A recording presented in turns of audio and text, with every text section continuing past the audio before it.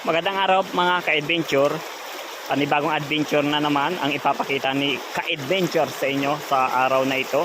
Sa video kong ito, andito ako kasalukuyan sa may ilog ng Rosacara. Itong mga ka-adventure yung taas nung tinatawag nila ditong Batong Buaya. So, kilalang kilala na dito sa bayan ng Bansud yung tinatawag na Batong Buaya. Ngunit mga ka-adventure, ang pinapakita ko sa inyo ngayon sa video kong ito ay ito yung isang bahagi ng ilog dito sa taas ng Batong Buaya, kung saan ay hindi nila ito gaanong na ipapakita dito sa social media, kung kaya ay isang pamamaraan na naman itong ating naisipan na videohan, kuhanan ng video ang lugar na ito upang maipakita sa inyo. So, doon sa Batong Buaya mga ka-adventure, may bayad doon. Pero dito sa nakikita nyo ito, libre dito. Maghapon ka dito. Kahit pa magdamag, pwede. Walang bayad, libreng-libre. Kahit sino. Kahit taga saan pa kayo, basta marating nyo lang ito dito sa barangay ng Rosacara, bayan ng Bansud, Oriental, Mindoro. So, may nakikita tayo dito ka-adventure na isang malaking tipak na bato.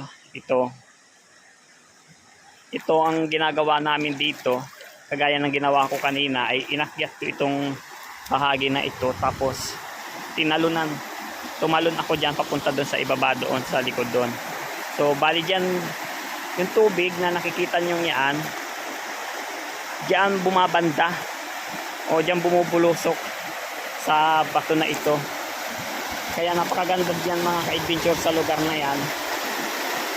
Ano po, diyan tayo kanina nagpalutang-lutang. So nakita nyo na rin siguro yung mga video namin kaninang nauna pa. Tapos papakita ko lang sa inyo mga ka-adventure itong taas ng batong na ito. Itong malaking bato na ito.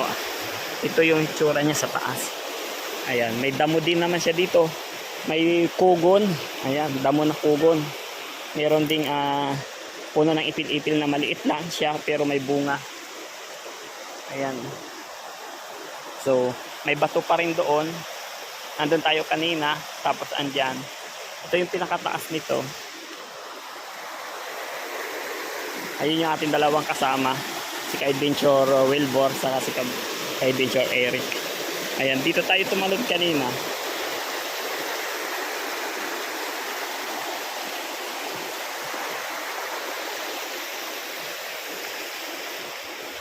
So, tapos ang paligid, iikot ko kayo simula dito